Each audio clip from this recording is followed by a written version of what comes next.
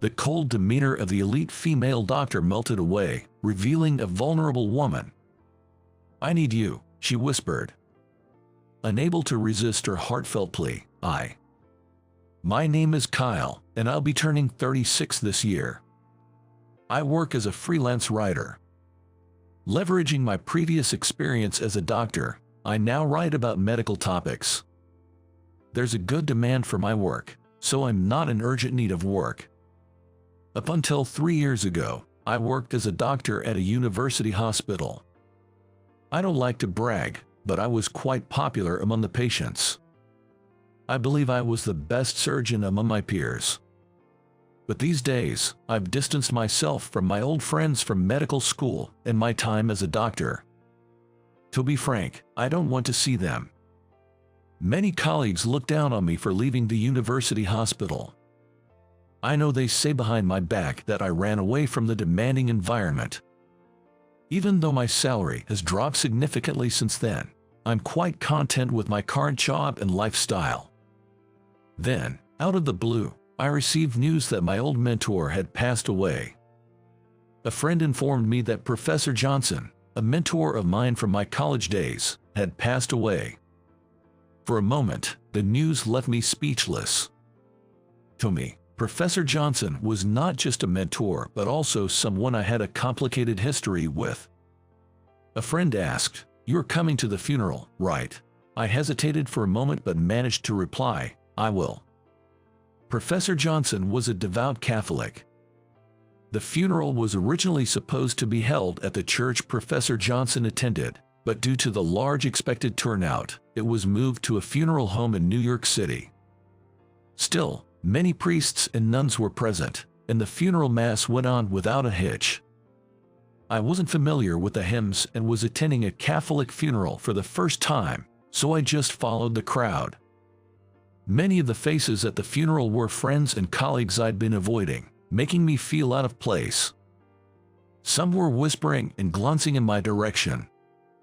I think I was the first of my college classmates to leave the front lines of medicine early. Most of my peers are still working hard as doctors. I decided to leave as soon as the funeral was over. I somewhat regretted attending, feeling this wasn't where I belonged. As I lay flowers on Professor Johnson lying in his coffin, I recall a conversation I once had with the professor. It was the talk that had pushed me to leave the university hospital. I always wanted to ask him what he really meant by those words. And even now, those feelings hadn't changed. After the funeral, I watched as Professor Johnson's coffin was taken away. The funeral's main mourner was Professor Johnson's wife. Our eyes met, and I gave a slight nod. She smiled kindly at me. Suddenly, a voice behind me snapped, "Look, who finally showed up. The very man who betrayed Professor Johnson." I was grabbed by the shoulder and forcibly turned around. It was a former colleague and classmate from college. Now a top surgeon at the university hospital, Emily. She had been a close friend during our time at the university hospital, and my ex-girlfriend. Her eyes were red, probably from crying. But her face was filled more with anger than sadness. And that anger was directed at me. I felt her grip tighten. I was more concerned about her hurting her hand than the pain I felt. Her right hand is the hand that saves many patients. She's not just any random right-hand woman. If you exert that much force, you'll hurt your finger. Emily's eyes widened at my words. The next moment, she forcefully removed her hand from my shoulder. "Why bring this up now? Go back to the countryside, you loser." Pushing away our mutual friends who tried to intervene, Emily hurled insults at me. Coward, loser, deserter, irresponsible, I've heard them all before. I felt like laughing at the absurdity, hurriedly covering my mouth with my hand. The more seriously Emily cursed me, the more ridiculous I felt. "It's okay to scold me, but don't you have anything else to say, Emily? I'm tired of hearing the same things." Even though I knew I was provoking her, my sarcastic tone remained unchanged. Emily's face turned bright red with anger and embarrassment. She had always been like this. Always trying to do the right thing, always taking patients seriously. But her strict attitude towards both herself and others often led to misunderstandings. The harder she tried, the less patients liked her, leaving her isolated at work. Yet, her spirit and ideals never wavered. She probably didn't realize that her diligent attitude, without any arrogance about her own skills, was almost suffocating for me. I looked at Emily, who was glaring at me while breathing heavily, with pity. She never doubts that what she knows is the only truth.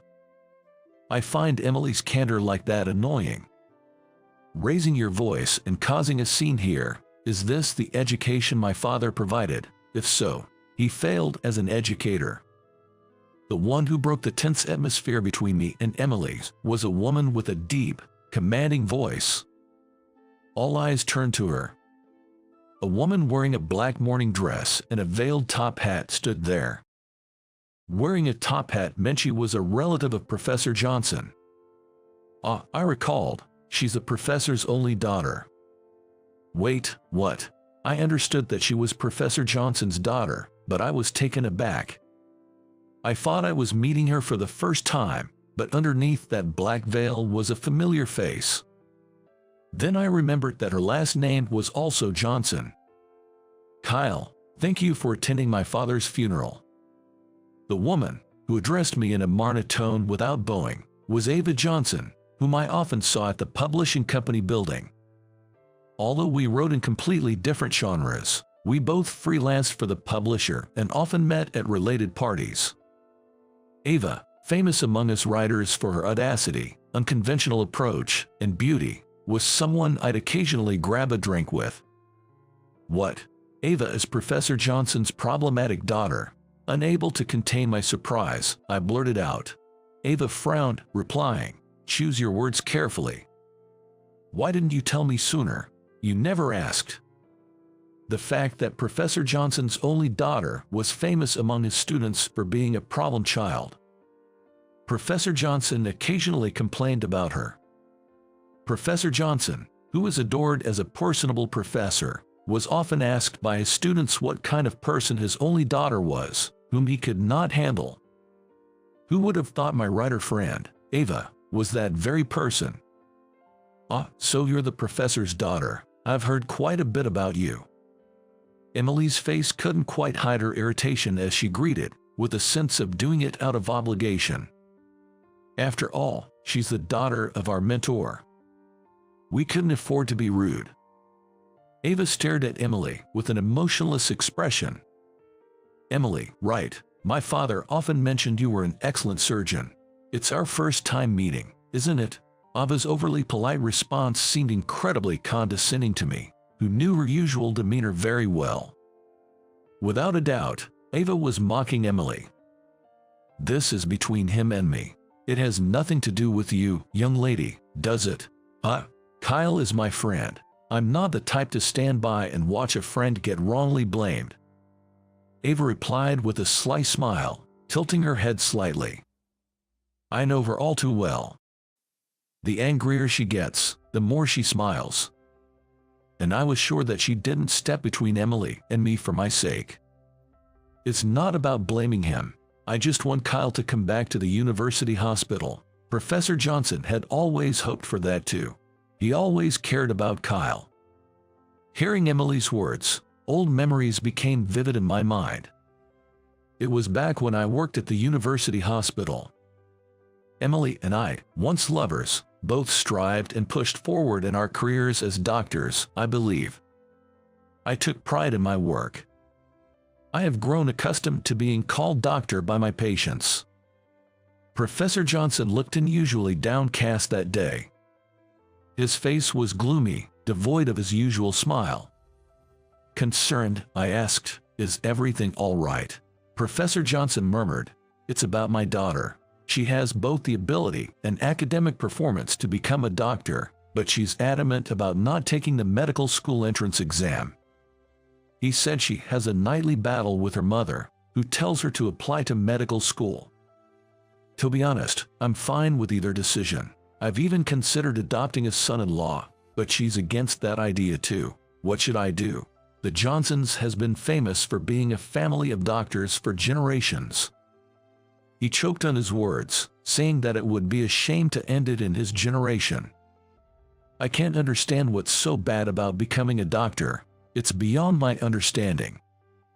I carelessly blurted out. Professor Johnson looked at me a little surprised. A hint of surprise in his eyes, and then his expression hardened. I now realize how arrogant I was back then. Being constantly addressed as doctor and revered by my patients, I felt like my job was superior to others. I was intoxicated with the idea of saving lives, thinking too highly of myself.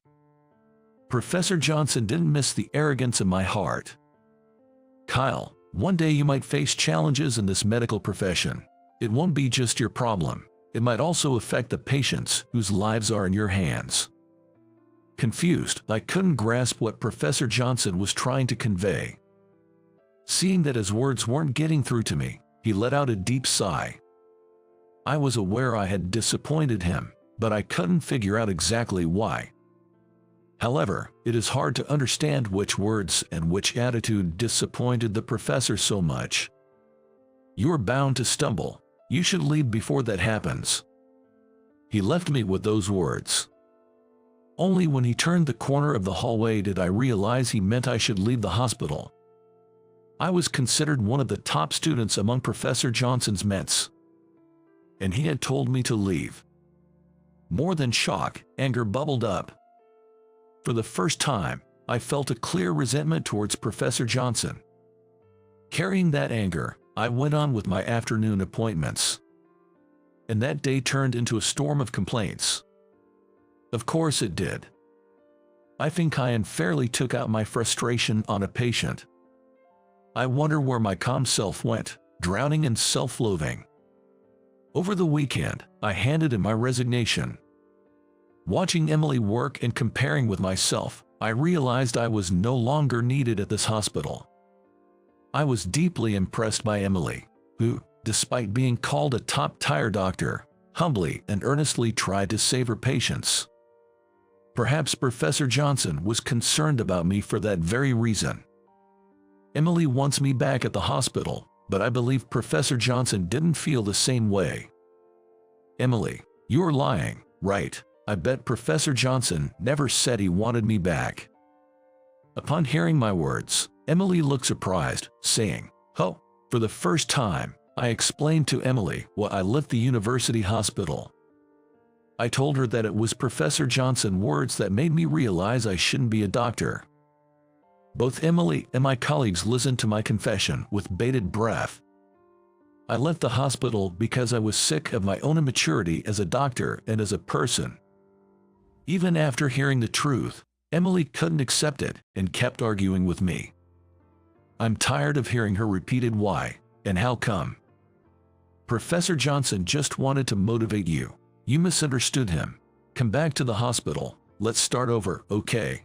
Emily, unable to accept what I said, was desperate to persuade me. I'm right, and you're wrong. It seemed to be written on Emily's face that this was why she had to make it right. Ava watched Emily expressionlessly. Suddenly, Ava shifted her gaze from Emily to me. Our eyes met instantly. Ava smiled slyly when our eyes locked. We are students of Professor Johnson. Be proud and confident, Emily exclaimed, almost shouting. I get it. My father was a respectable doctor and professor, but he got sick and couldn't beat the disease. Ava's words took Emily by surprise. All the proud and brilliant students couldn't save my father. Ava threw those harsh words at Emily. Ava is trying to verbally overpower Emily. I've heard that when Professor Johnson collapsed, Emily was the one on duty that night. The person most regretful about not being able to save Professor Johnson's life was Emily herself. Emily bit her lower lip, to which Ava smiled faintly. Your dedication and emergency treatment were admirable, but that's it. My father passed away. Faced with this brutal reality, Emily seemed to want to cover her ears. Her body was shaking slightly.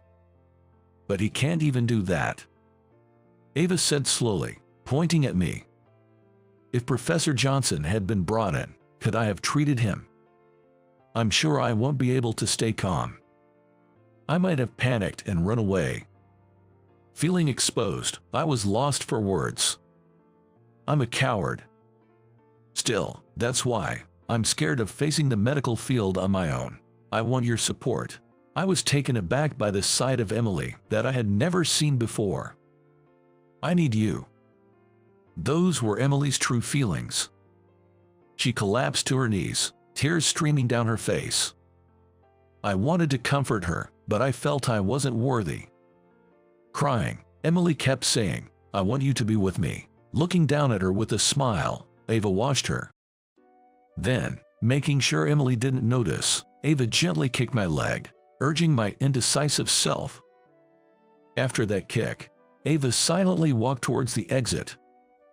Her back was straight, showing no hesitation. It felt as though she displayed a genuine strength, unlike the facade shown by Emily. I gently knelt beside Emily, speaking to her softly. I offered her the most comforting words I could muster. I can support you from afar, and I'll always be watching over you. It had been 7 years since Professor Johnson passed away. There wasn't any specific memorial service, so all I could do was offer a silent prayer in my heart. In front of me sat Emily, aged gracefully over those 7 years, with a smile. I turned on my voice recorder and began the interview. Recently, Emily had successfully performed one of the world's most challenging surgeries. The fact that she was a female surgeon of Canadian descent was making headlines. I never went back to the university hospital. Instead, I continued my career as a freelance medical writer. After Professor Johnson's funeral, I think my relationship with Emily improved a bit. Emily never again told me to come back to the hospital, and I began interviewing my former classmates and colleagues from the university without any avoidance. Many doctors confided in me, telling me stories they wouldn't share with other writers. I had become quite valued among publishers. This time, Emily agreed to give me an exclusive interview. No other publishers or writers had managed to interview her firsthand. Your reputation has changed a lot after this surgery, hasn't it? Upon my question, Emily nodded slightly with a troubled expression. While she was glad to be recognized, she didn't want the excessive attention. She wanted to prioritize her time with her patients rather than being tied up with too many interviews and such. She stated this in her typical straightforward manner. I didn't achieve this with my strength alone. It feels like there was some kind of trigger, right? With a casual demeanor, I questioned her. Emily gave me a brief, sharp look. I pretended not to notice and smiled back. Yes, my classmate who got scared and fled the scene, and the daughter of my mentor who harshly criticized me. These two fueled my competitive spirit. I clawed my way up, telling them not to underestimate me. While she was smiling, her eyes weren't. It seemed she held a deep grudge about that time. I responded with a detached tone that must have been tough and proceeded with the interview. I talked for nearly an hour and the interview was over. The moment I turned off my voice recorder, Emily said, "I'm beat," stretching out big. You didn't have to be so formal in your answers, you know. When I said this to the seemingly tense Emily, she responded, I couldn't just take it lightly. I mean, who knows what you're going to write? When she becomes casual, it feels like we're back in our college days in an instant. By the way, I met Ava recently. Emily said this with a somewhat troubled smile. It seems she bumped into Ava when she visited Professor Johnson's grave the other day. At that time, Ava talked about why she had said certain things during the funeral. Seems she wanted to bring me down to hell. Her plan worked perfectly, Emily said, taking a sip from her now cold coffee. Why, if it's related to Professor Johnson, That's more than just holding a grudge. I raised my voice when I learned that Ava had intentionally attacked Emily. Back then, I defended Ava's rude behavior, thinking she was just distraught over losing her father. Well, about that. With a wry smile, Emily told me the truth that Ava had shared. She couldn't stand the girl who lived with the boy she liked. Wait, what? Caught off guard by this unexpected twist, I replied in surprise. I never noticed any signs that Ava had feelings for me. And certainly not now. Has it always been just me in your heart? Emily asked, pointing at my chest. For the past 7 years, no, probably since we broke up. That's how I've felt deep inside. This feeling that I have been hiding inside me for a long time. We've been stubborn, but it seems like it's time for us to move on. Ava, you know, she's a genius at reading people. Don't praise another woman when one's confessing her feelings to you with all her heart. Emily puffed up her cheeks. She was just like the Emily I dated in college. It was a nostalgic side of Emily. We sure took the long way round. I feel like we can walk through life together from now on. Now, how should I convey this to Emily? I carefully chose my words, wanting to tell her just that. Hope you enjoyed this. Subscribing to our channel will be a great encouragement for us. See you in the next video.